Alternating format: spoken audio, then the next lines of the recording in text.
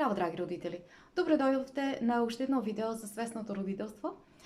Од денешното видео па натаму ми представува на вистина голема чест што ќе можам да ви представам нови содржини од најновата книга на авторката Шефали Цебари, која што се нарекува Родителска карта. И на почетокот би сакала збор два да кажам за самата авторка Шефали дека таа по професија е клинички психолог и е експерт во областа на свесното родителство. И исто така таа има напишано 3 бестселери и сите се во областа на свесното родителство. Докторката инаку дипломирала клиничка психологија на Колумбискиот универзитет и нејзина специјалност е интеграција на западната психологија со источната филозофија, и таа самата одиграла и се уште одигрува клучна улога во популаризацијата, во ширењето на свесното, на концептот за свесното родителство. И таа е интернационален предавач, значи концептот за свесното родителство на голем број континенти го има представено во Австралија, во Турција, на Балканот, значи во Србија, во Хрватска и на голем број други места. И исто така таа е интернационална призната од страна на голем број на признати и високо профилни личности како што се Далај Лама, Екарт Тол, Габор Мате, и кои што и самите имаат дадено посвети во нејзините книги. Сега понатаму би сакала нејзините лични посвети кои што ги има напишано во оваа книга. И првата посвета се 2 посвети. Првата посвета е упатена до родителите, а втората е упатена до родителите и до децата. Би сакала сега да ја прочитам првата, која што гласи: оваа книга нека послужи како повик за будење до сите родители, за да разберат дека нивните деца не се нивни за да ги контролираат, да ги управуваат и да ги обликуваат. Нивното присуство им е дадено само заради една единствена цел и една единствена причина, за да се распламти длабоко нивниот собствен внатрешен раст и развој во една предвидлива насока. И сите ние да го послушаме овој повик, за да се ослободиме себе си, за да ги ослободиме децата да си бидат она што си се. Другата посвета пак е искаена и прелеана во една прекрасна поезија, која што е наменета за секој родител и за секое дете. И затоа, драги родители, слушнете ги нејзините прекрасни стихови, во кои може да се почувствува биењето на родителските и на детските срца во една хармонична мелодија од животни ноти. Значи, втората посвета, сега ќе ви ја прочитам. Не постои поголема болка кога ти си во болка. Не постои поголема радост кога ти си во триумф. Не постои поголема вознемиреност кога ти си во конфузија. Не постои поголем очај кога сакаш да ме напуштиш. Не постои поголема емоција споредена со она што ти го предизвикуваш кај мене. Не постои поголемо искуство кое може да ме преобрази.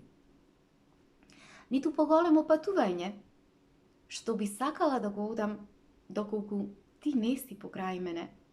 Ниту поголема авантура што попрво би ја избрала само за да те гледам како растеш. Ти, драго дете мое, ти си мојот најголем учител.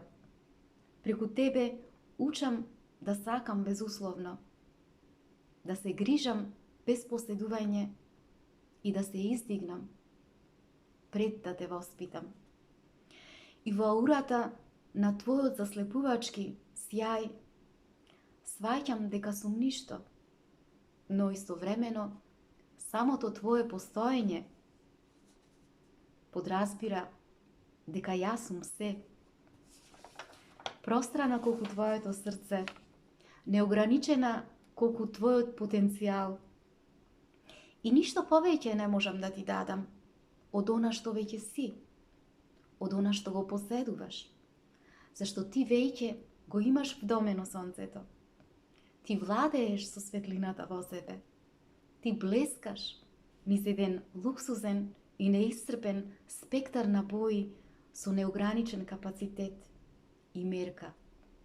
Може би те родив, ти дадов дом и огниште, но без сомнение ти ми даваш живот. И ми го даваш разбудувањето кое сама не можев да го замислам и постигнам. Затоа, дете мое, ти си мојот врвен, духовен исцелувач и водач. Колку прекрасни стихови од страна на Шефали наменети за родителите и за сите деца. Понатаму би сакала да ја објаснам содржината на оваа книга од Шефали, која што е наречена родителска карта.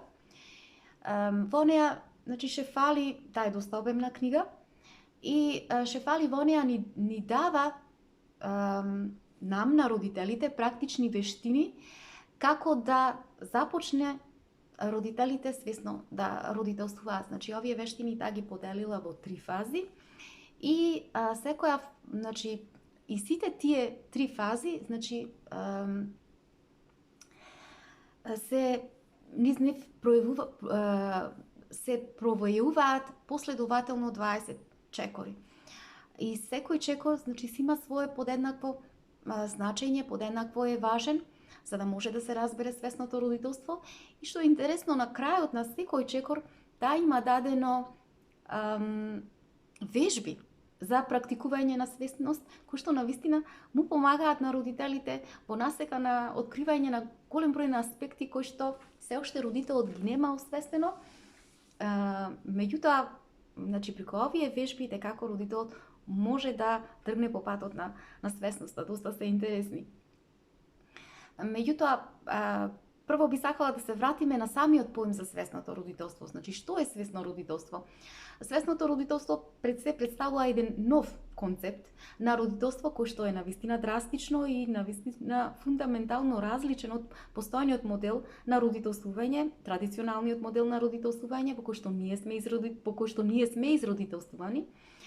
И каде што традиционалниот модел на родителство го става самиот родител на еден пиедестал, значи го става во една супериорна улога, во една доминантна позиција во врската со детето, и неговиот мандат е да го поправа детето преку создавање на успешно дете, среќно дете, екстровертно дете, дете кое што постојано ќе има насмевка на лицето.